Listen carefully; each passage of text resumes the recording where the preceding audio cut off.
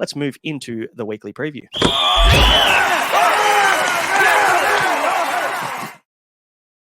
And to kick things off, the weekly preview is brought to you by Ryan from Astute Newstead. If your home loan rates are above 6.2%, maybe you want to buy a new home, you want to refinance, re-renovate, or just save some money like the rest of us, then you can reach out to Ryan from Astute Newstead for an obligation and cost-free inquiry. It won't cost you a thing. Just go to his link tree. It is in the description below. Let him know that we sent you, and he'll look after you and find you the home of your dreams. Now, guys, we always kick things off with buy, hold, sell. So let's have a chat about trade targets for round 13. Targets acquired. Bit of froth going on for this man. Josh, take us away. Yeah, it's funny. We were talking about him, goodness, about a month ago. He was like 540K. We were like, man, how cheap is he? Unfortunately, we can't grab him because of Origin, but like, man, you can grab him for a couple-week play. But in that stretch, James Tedesco's had a 5-round average of 100 plus, which is just absurd. He's now 850K. No Origin for him, which is unreal. I think even if the Blues lose game one, Madge is not dropping Edwards. I think they've made that pretty clear that this is sort of a new era. So James Tedesco, 850K. You're going to have guys like Latrell on a bye. Reece Walsh is going to be out for the next, 5 weeks out of the next 9. Fullbacks are dropping like flies. As we know, there's not many premium ones getting around. Edwards, who many people bought in for buy coverage, is now off to Origin. So it just leaves Tedesco, and he had a pretty good game on the weekend, 150 points, and looking like he's back to his Supercoach best, tackle busting, creating, being and everything. 850K though, it's a bit of a pricey purchase, but are we jumping on? I'm not thinking twice. Mattrix, maybe you go first, and I'll tack on at the end. Honestly, I was sitting there with Reece Walsh and Dylan Edwards and sort of content. But, I mean, I have a look this week and I have a look at the players I've got. I even have a look at the players that I could bring in. And there's one captain option that stands out. And when you have a look at Tedesco's draw going forward, he basically plays the bottom 4 teams and bye in the next couple of weeks. And he's been averaging 105 or something against relatively decent teams. I can't see a reason where trading in Tedesco isn't worth wasting a trade. Even if you're sitting there and you max traded every week, Tedesco is worth it this week. Yeah, like 20 break even. So, he's going to make cash. If you waited until after his bye, which was my initial first thought is, I might wait until round 15. Roosters get through that bye. But then, you're picking him up probably for 30, 40K minimum, more expensive later. And the matchup this week is ace. Like, Cowboys depleted with Origin. They have 6 players in the Queensland camp. So, Cowboys are going to be decimated as all shit. I think it's a really nice matchup and nearly an automatic captaincy option for Teddy this week. He's in my team. He's also fading every single tough team. There's no Broncos, there's no Sharks, there's no Penrith, there's no there's no good teams. He plays the Storm in round 20, but that's the Storm side backing up after Origin. So you'll have Grant and maybe Munster if he's back in time. But apart from that, it's pretty smooth sailing for him. The back end of the season, Manly, Dolphins, Eels, Titans, Raiders, and South that grudge game where it always seems to be pretty well scored in that game. So the draw for Teddy, you're buying him at an absorbent price. You would have loved to pick him up 4 weeks ago. If we knew Madge wasn't going to pick him, I think everyone would have had him when he was like 580K. But the draw for Teddy is immense. In a week this week as well, where captaincy expectations are going to be at their lowest. A captaincy on him at the back end of the round, he plays the last game of the round, is going to be probably the most favoured thing.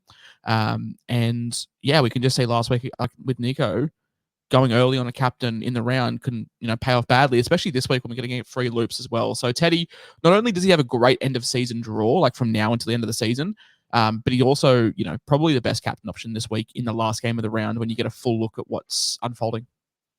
Absolutely. So lock Teddy in as a buy of the week, I think it's fair to say. Now, David Armstrong, definitely, tell you what, he's been very impressive with an 84, a 68, and 106 in his matchups. In saying that, against easy opposition. So I don't think he's been challenged yet, David Armstrong. But in saying that, it's hard to turn away a guy with a negative 50 break even, I should say. Mattrix, what are your thoughts on David Armstrong? Is it not too late? We have to pay 180K more than if we got on at bottom dollar, but it's probably still worth it for me. Yeah, I'm tossing up a couple trades, and one of them is, to bring in Armstrong. I know we're paying, like you said, that 150K more, but he's probably got 5 or 6 more weeks. Carry you through the buys. Misses 16, which is a bit disappointing, but seems to play every week. Averages 70, and he's 388K. If he started the season at 388K with a 70 average, like in his first couple games, we would all be talking about this must-have guy. I still think he's must-have. And Ponga's not back for a month at least, so we're going to get 3-4 weeks worth of cash, and there's every chance we could move him on. He's got what they missed the round 16 buy. So if you want to use him for 3 weeks, make as much cash as possible over the next 3 weeks, you could move him and upgrade him to a keeper that plays 16 and 19 if you really wanted to attack it that way. Josh, jumping on, did you jump on Armstrong straight away? I went early. I was a week early on him, so I've had him the whole time. It's been great. Played him every week apart from one. We had the 25, but it was in the pissing down rain, so I was happy to forgive him. Minus 53 break even. He's going to have a really strong 3-round rolling average. He could definitely get to Blaze Lungy territory in terms of price, which is 550, and I paid like 200 for him. So very happy return on investment. One of the few things I've got right this year. The concerns were him with there's Will Price. There was the other guy, Fletcher floating around in reserve grade, but the injuries just lined up really well for Armstrong.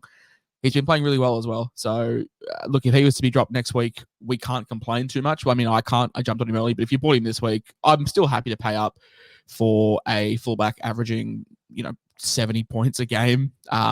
It's absurd. So yeah, really happy with him. And if you haven't jumped on, definitely get on him now. For sure. Dylan Brown, we won't probably touch on this one that much, but, in a halfback position that is absolutely shredded to bits with no Nico, no Cleary, players going down left, right and centre. SJ's been injured and on the bye this week.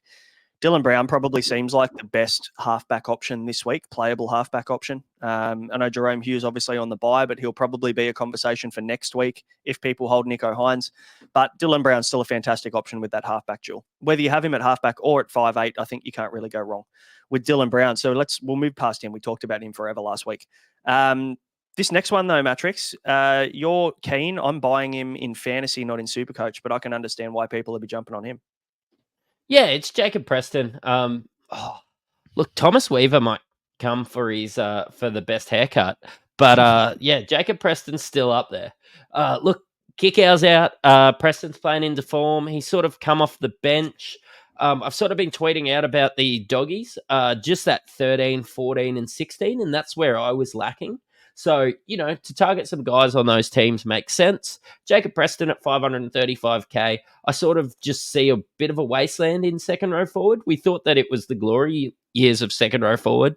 And now that I see some team lists and some players that are coming off the bench, yeah, a nice switch to one of those guys to Jacob Preston with a fantastic draw makes sense. I could be holding him as a 2RF 4 or 5 till the end of the year, I see. And it's the Bulldogs draw, isn't it, Josh? Like that's the big appeal here, as well as the fact that he's a proven good scorer. Bulldogs also playing that tricky round 14 bye next week is very handy, as well as round 16. And you can plan much better, can't you, for just one team on the bye in 15 as opposed to copping that 3 or 6. Yeah, covers all the mini buys as well, which are probably more crucial than the major buys. The major ones you can get away with it a little bit because it's best 13. The mini ones, you've still got to field a full 17. So covers 2 out of the next 3 of those. Look, I'm keen on Preston as well. Let's temper our expectations a little bit because he does have 3 tries in 7 games, which is, absurd. One of those games was injured. So 3 tries in 6 full games, which is a high. He can definitely find the try line, but kick out minutes probably getting an uptick. Has gone 57, 46 the last 2 rounds, but when he was fit, was still playing, 63, 70, 67, 68. So he's not going to be that 80-minute lock, but if we can get 60 minutes out of Presto, at his price at, mid 500s, as Mattrix said, not going to be your marquee 2RF for the run home, but if he's your 2RF 4 or 5, you've done really well. And yeah, most importantly, plays 13, plays 19, plays 16, and covers 2 of the 3 minis as well, which is really handy. For sure. Take us into the next 2, mate, because you've added one on the fly here mid show. The second one, you sent me a message 5 minutes ago saying, "Hey, can we add this guy to the buy list?" And I'm all for it. But not many people are talking about him. Jack DeBellin. Now, he was a guy that has struggled a little bit with the Shane Flanagan rotation of like there's no set lineups, but his minutes have been always there or thereabouts. He priced at mid sixes, but he's been putting up really good work rate in the last couple of weeks. Always consistently for 60 points. I think with the Adam Fanua-Blake situation, it just shows you how volatile front row can be. Obviously, Payne Haas now back to his best, back after injury, solidifying himself as still a genuine front row forward one. And Fanua-Blake held that crown for a little bit while he was out, but Haas is back doing what he does. But with Haas, now at Origin and missing time, and with that injury history, Kevy probably isn't going to risk him. We saw him look like he got shot 2 weeks ago. Payne Haas was never going to come back on, but somehow managed to brave it up and come back on. Like he does have injury risk. So a guy like DeBellin as your front row forward too during this bye period is like immense. I think he's a lock for 60. Good price. It's a very boring pick. Like, don't get me wrong, it's no James Tedesco 150 last week, but it's just a guy that you can move off of Josh Curran in a couple of weeks because he's been a little bit underwhelming. You can move off of Sam Hughes if you're still relying on him. Stefano's form has gone down the toilet, and Cotter, with all his uncertainty, Terrell May, being inconsistent with minutes. I think if you're just looking for stability and getting your genuine keeper front row forward too, DeBellin is that guy. And I think now with the bye periods is the time to get him. From looking at my front row forward and hating it the last 12 weeks with, Terrell May, who comes off the bench every now and again and has been quite inconsistent. Josh Curran, who also comes off the bench. There's a lot of orange going on in my front row. So when you can lock in a guy like Jack DeBellin, knowing what you're going to get from him, when you look up meat and potatoes in the dictionary, a picture of Jack DeBellin's ugly mug is sitting there staring at you. So we talk about we spoke about this early in the season with Terrell May when he was killing it, about not being put off by front row forwards that are coming off the bench. Like DeBellin in the last 5 weeks has come off the bench 4 times out of that 5, and he's gone 43, 83, 55, 75, 66. And playing good minutes as well. Like we're playing 59, 58, 40, 61, 69 minutes. So it's just a case of probably just getting the sting out of the game if he is coming off the bench. But we know he can play big minutes. We saw him playing 80 last year at lock as well. And it's just taking him a little bit. I mean, he hasn't even had that bad of a year. Like he had one score below 50 in round 1 when he played 58 minutes, and then one score below 50 in New Zealand. And apart from that, it's been really smooth sailing. Like 52 is probably the worst I see, but there's a lot of 70s and high 60s and an 80 there as well. So I think you can do much, much worse than picking up Jack DeBellin at the price he's at now. Yep, fair call. And the last guy on the list, I blamed you, Josh, because all you do is talk about this bloke, but it actually wasn't you. It was Mattrix. So it'd be only right for you to sell us on this guy. Yeah, I mean, speaking like I've been saying about front row forward, I'm not really that interested in Jack DeBellin because I'm okay with 380k Sam Hughes as my front row forward too. I've also said that I'm not going to make too many trades in hooker, but all season I've sort of been saying round 13, let's bring in Jeremy Marshall-King. But I was having a bit of a look today, and Jeremy Marshall-King and Reid Marnie have basically exactly the same stats. Reid Marnie just averages a couple more, and the buy period is covering the mini buys is actually a lot better for me to get a Reid Marnie over somebody like Jeremy Marshall-King. I don't want to find myself short in round 14 when I could just get Reid Marnie, and Jeremy Marshall-King only plays the major buy rounds with a buy in 14. I don't know. I know that we've all been burnt by Reid Marnie, but we all jumped on him in previous years after he'd done it for a couple of weeks to get a price rise. Well, he's averaging, I think, 65, and we're in round 12. I just think when I filter by Bulldogs players and look at the third highest scorer on the team, maybe we should be talking about Reid Marnie a little bit. Yeah, I've got a soundbite for you. No question about it. I am ready to get hurt again. He's been really good. Like, he's been consistent as all hell. This year is the lowest coefficient of variance in his career. We look back to 2021 when he had his career best year, averaging 68. His coefficient of variance there was 39%. So he was very much rocks or diamonds. This year it's 26%. So it's pretty much at its best. A base of 47, good create of 16. Like, you can rely on Reid Marnie for 60 points a game. His negatives have been much improved. Like, we're looking at -2, -2, -2, -4. which is much better than what it was last year when he was missing tackles left, right, and center. Has had one score below 50 all year as well. Two scores below 50 all year. One is a 40, one's a 41. But like that's good for Reid Marnie, and we're getting much more of those high 50s, low 60s. And in a position where we were all glazing Harry Grant at the preseason, he's only averaging 65.9. Reid Marnie is pretty much there or thereabouts, averaging a 65 this year. So I'm ready to get hurt again. It's 630K. It's a lot of money to spend for Reid Marnie. It was a bit like when we're looking at Jermaine Jolliffe before he went down. We didn't want to be paying 600K plus for him because it felt a bit dirty. But I mean, if you have Lussick as your hooker one, I don't hate it. I generally just do not hate it. Yeah, I'm all for it. I think if you're struggling at hooker and you need someone solid, Reid Marnie's your guy. Personally, I think, anybody that owns Harry Grant, would you look at Reid Marnie as hooker too? Or would you just kind of let that ship sail? Because, if you wait until next week, you can probably pick up Appy Coruscant, who will then play the next 11 games straight for you with no buys at all. So if you can wait a week, maybe that's the play. That's the beauty of round 13. You don't have to have a hooker. Like if you have Grant and Lussick, you can wait. You don't have to have a hooker. Just have 13 players. So if you were much preferring Appy, obviously I cannot blame you for picking up Appy either. It's 515K.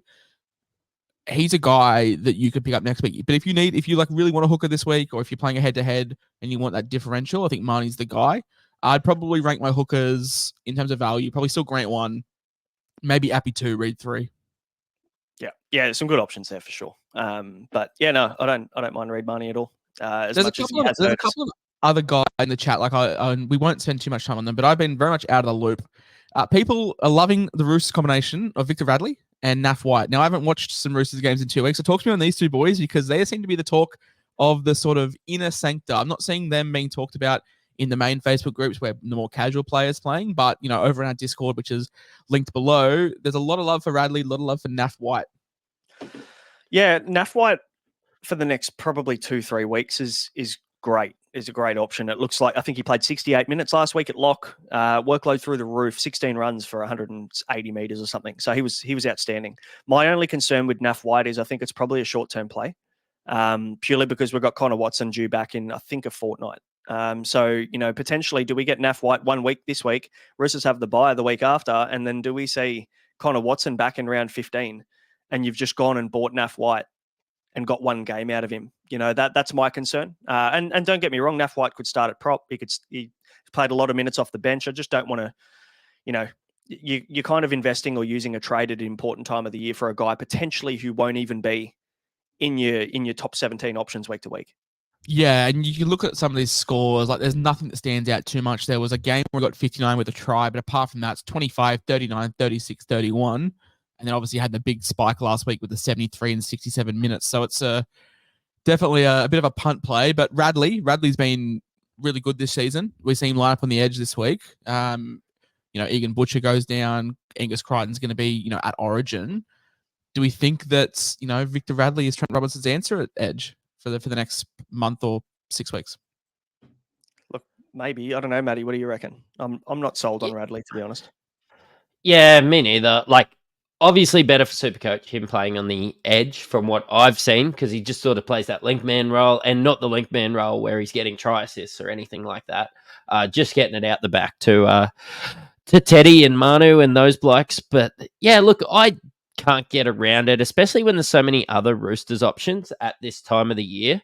Like if you're holding your Mays, your Manus, your Dom Youngs, your Tedescos, all these other guys that are, I believe, going to score well, do you really want to add Naf White, somebody that you basically didn't know who he was 5 weeks ago, in your team at a crucial time of the year where I'm looking for guys that I can hold for longer periods? Maybe if you've got 26, 27 trades, by all means, do that. But yeah, at the position I'm in, I'm going into the week with 23 trades left. I can't do that. It's also, you need to be mindful because if you are picking up Tedesco, you are carrying Crichton, you are carrying May, you've got Dom Young, you've got Max Platt, you've got Asako. You're one of the truthers that's held Trey Fuller and you want to hold him for the entire bye period. Like, you're going to be shafted next week. So, yeah, I guess be tight, especially if you're looking at like Smithies or Harper, or not Harper, if it's Smithies or Tarpany. You bought KO Weeks as well. Like a lot of these Supercoach relevant guys are actually out next week. So just be careful. I can see the appeal in Radley. 96 last week on an edge, played 80, scored a try. He scored 3 tries this year, which probably feels like a career high for Radley. And as consistent as ever, he's got a 30% coefficient of variance this year, which is the lowest, the second lowest of his career. But yeah, I think with the mini buys next week, it just does dictate what we're looking at doing with our Roosters assets. Yeah, that's the tricky part, isn't it? We're talking about Teddy as a buy. We're talking about, all of these guys, these options, and the Dolphins options and all that, and then they're on the buy next week. So you've just got to be careful you don't overload with too many of them. Let's move on to the plays you should hold this week.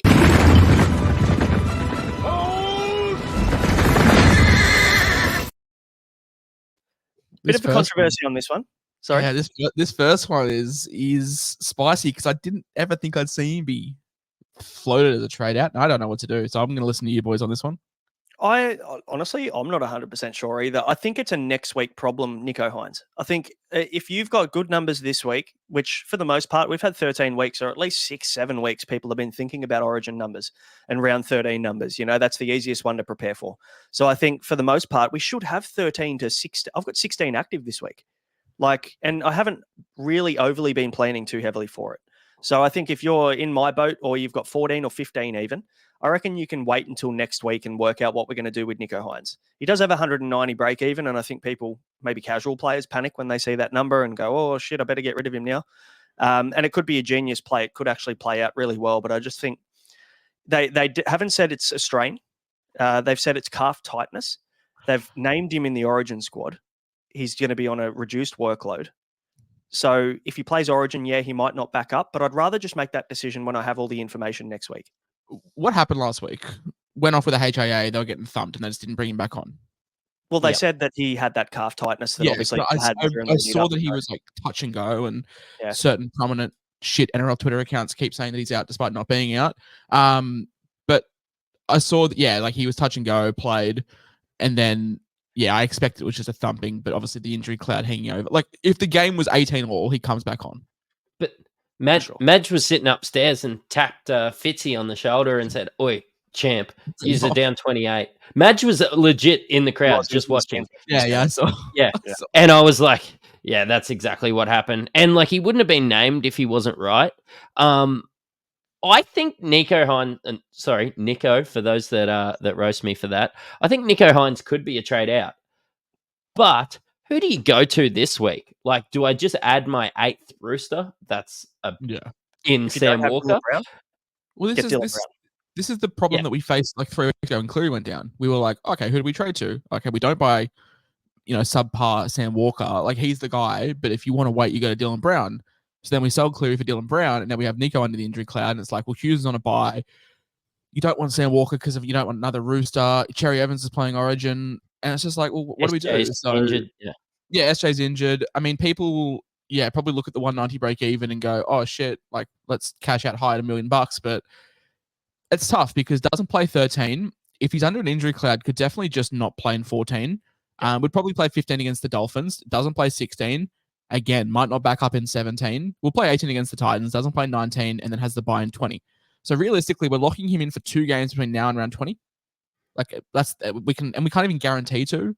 It could be as high as 4, as low as 2 between now and 20. I can understand trading him. I definitely can see merit to it. I think I'm not saying he's not a trade. I think I'm holding him this week.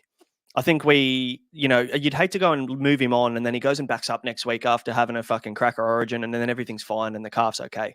And then you've just moved him on ahead of time to a guy that, probably isn't even a good option. You've just moved him on because you've worried about Hynes. You also want to get a good look at Moses as well. Yep. You could definitely pick up Moses next week. Or let me give you this, right? So Queensland win game 1. Okay. Nicho probably, maybe he struggles. Right. Mitchell Moses is Sky Blue. Mitchell Moses comes in for game 2 and 3 because he was the preferred halfback option. And they were obvious saying that. They were saying that Mitchell Moses, they were doing everything to get Moses into this New South Wales squad. He just wasn't ready. So that tells me that Nicho isn't the first choice halfback for New South Wales. Mattrix, they just keep chopping and changing their half. They just don't get it down there, do they? No, they just don't get Origin, really. Harry Grant at the moment you know, He's sick. He's got the Queensland spirit. he's He'll so play. injured. But what's going to happen is Alfie Lang is going to go create a diversion at the hospital. Harry Grant's going to jump out the window into Christian Welch's arms. So Christian Welch isn't even playing, but he flew all the way up there just to make sure his boy Harry Grant's got out. Because he gets it. Yeah, because he's Queenslander. Queensland just get Origin. I'm telling you. Honestly, as a Queenslander, I am so sick of that. It's the worst. It's just the worst. But no, look, I think if you don't have Dylan Brown, you could definitely sell him you could sell Hines for deal bags. But like, I'm just keen to watch Moses and just see what happens. Yeah, I mean, I don't love having, especially if Nico's out next week, I don't love having, $1 million just riding the pine, but I'm also not losing anything if he's out. And halfback is just not like, halfback's not good. It's not like you can fall behind not having two good halfbacks. I think Aman might, hit the nail on the head here with what I'm thinking anyway. And I'll give myself an extra week. I'll have a look and see what goes on throughout the week and what happens at Origin, and then make a decision at the last minute and work out whether I want to if I do want to trade Hines out, it's probably going to be to Jerome Hughes, who's then active next week. So I'm not taking a punt going, I'll get Hughes a week early, and then he goes and fucking twinges his calf at training again. I think I did this with Carraz last year. I got him a week early, and then he went and did his fucking elbow at training. Like that kind of stuff can happen. So for me, I'm playing it safe, I think, on Nico, and then I'll make a decision next week, and I very might trade him out, but I'm going to worry about that next week. What about Blaze Talangi, boys? Minus 22 break even. I think he has, talk of the town, unfortunately. T-Baz doesn't think so. And he's back in the 14 jersey, which probably proves to be even more of a problem than if he was dropped completely. But the break even might have saved him, and we probably should just take that little bit of cash. But Mattrix, you might think something different. Yeah, I know this is the hold section, but I'm going to be getting rid of Blaze this week. I'm happy with all my other centers. I think I've been gloating for weeks about how good my center wing are, but mainly because my front row forward and my second row forward have been dog shit. But basically just going Blaze down to somebody, up to a gun. I can just get around it because I can just see him plotting for a few weeks. You end up making an extra 40K over 3 weeks. He ends up playing 5 minutes at the end of the game. And I need players playing this week. And Blaze's 14 or 12 or 8 or 6 or 2 that he's going to get me isn't the 90 that I was hoping. What do you reckon, Josh? What are your thoughts on Blaze? I'm the whole camp this week because let's say 3 of your players shit the bed. Blaze comes on, scores a try in 15 minutes. He gets you 45. Like, he could qualify for your best 13. And in a week where not many people are going to have a full 17, you can just stick the reserve on him. He comes on. If he gets you 5 points, no harm, no foul. If he comes on, scores a try, makes a try assist in 15 minutes, then he might get you 50 and he qualifies. If he had a break even of 22, different story. But I think minus 22 just leans me towards holding, and let's just reassess next week. As I said, we can sell him for 550 next week and pick up a DWZ, pick up a Marzu, pick up any of these sort of mid-range guys for me. But if you're in Mattrix's position where you've just been kissed on the dick with everything, then you could probably flick him on just for a gun center wing.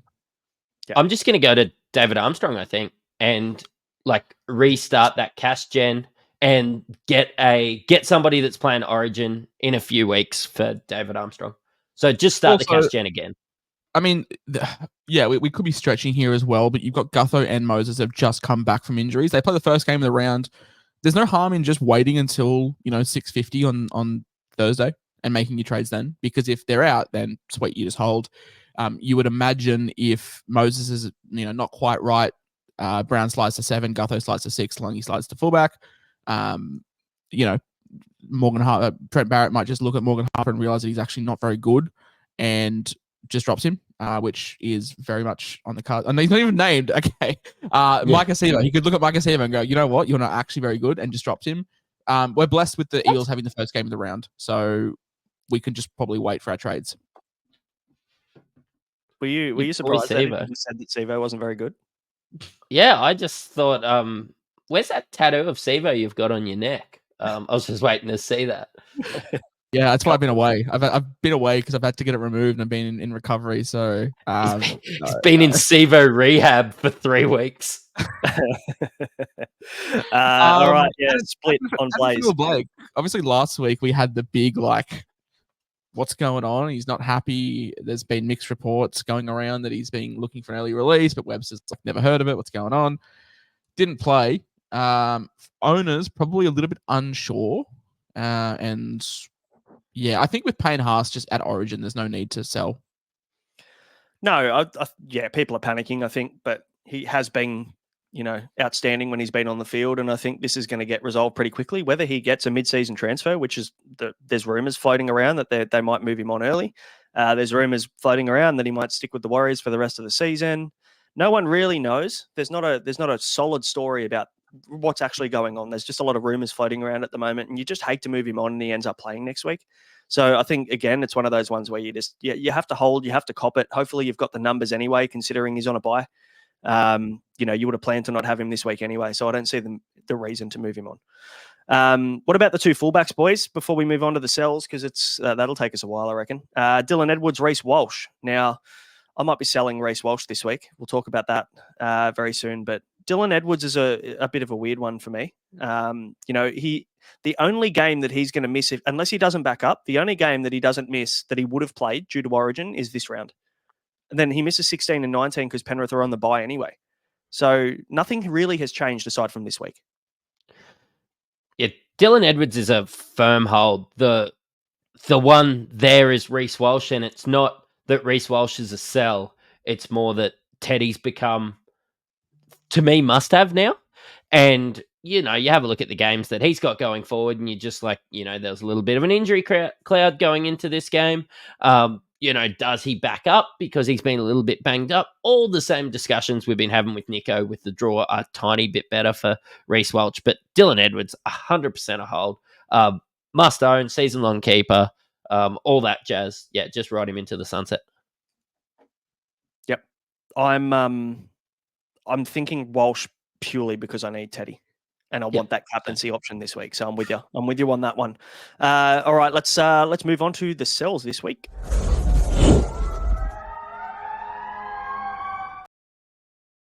This guy, my AE nightmare the last 2 weeks. I have VC looped the last 2 weeks. The first time I probably shouldn't have. It was Carraz, but I'll take the whatever he got. But then Jacob Gagai got 17. And then last week, Val Holmes, I VC'd him, got 136. And then Jacob Gagai ended up getting 10. So get that garbage out of here! He can get out of my team. He does cover round 16, round 19. I don't give a shit. He's 69 break even this week, 300K. He's going straight up, and I'm upgrading him, and he's not on the buy list, and I'll talk about that later.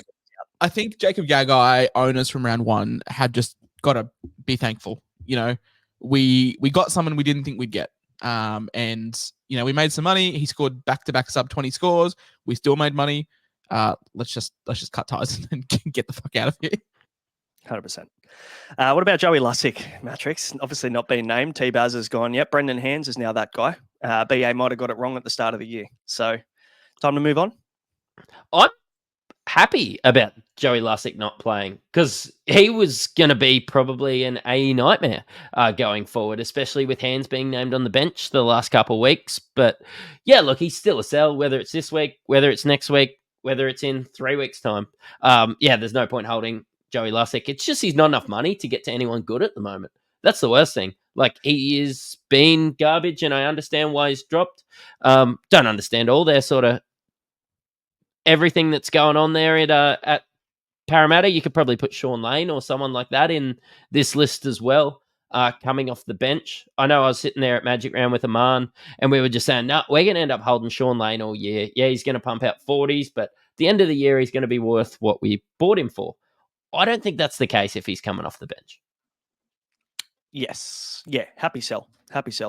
But also very happy that he's not going to plummet in cash this week. So 378K. I mean, it's 150K up to Appy next week. Yep. So we'll be. Yeah, I'm seeing a lot of people jump up and down, have a cry over Barrett dropping Lussick, but I think it's great. 54 break even is probably unattainable, and he's not going to lose any cash this week. We don't need a hooker this week. As you said, Appy's there next week. You can go to Reed this week. It's fine. It's fine. You will probably need a hooker next week. I don't trust Grant to back up. He probably does. but you just want that insurance if he doesn't, because next week we have to field full teams. But yeah, I mean, Lussick dropped is great. We're not losing cash, and you can just easily go to Danny Levi. Like, why not just run it back? Yeah, fuck. I don't know whether I'd be able to do that to myself again. But I've forgotten about that chapter in the life. I think when we look back, when we do our season review, like we'll do our rewards, and we'll go, fuck, remember when Danny Levi was just like prime Cameron Smith for the first 4 weeks? Yeah, scored averaged 39 with a try a week. So yeah, Danny Levi. Guys, the next one's a little bit of an interesting one, I guess, but one that probably makes sense for the most part is Angus Crichton. Moving on Angus Crichton this week. And, anybody would probably think we're crazy doing that. But when you look at the schedule for him over the next 7 weeks, and you look at him missing this round for Origin, missing 14 for the Roosters bye, then missing 16. He only plays 1 game in the next month. And then when we look at round 17, he should back up because he'll play against the Tigers on the Sunday, so that's fine. Unless he plays big minutes in Origin. There's every reality that maybe he ends up getting a rest if he plays 80 through Origin too. So for me, it's a pretty easy, clear-cut decision this week to move on Gus Crichton with his cash, and then hopefully we can get him back a little bit cheaper later on. And the reason why maybe I'm not pulling the trigger on Nicho Hynes and I'm keeping him there is because I'm moving on Gus. I don't know whether I could do both or none. I think I needed to create cash, and I think I'd rather trade Gus at this point than Nicho. What are your thoughts, Josh? Firstly, on Gus, are you moving him on?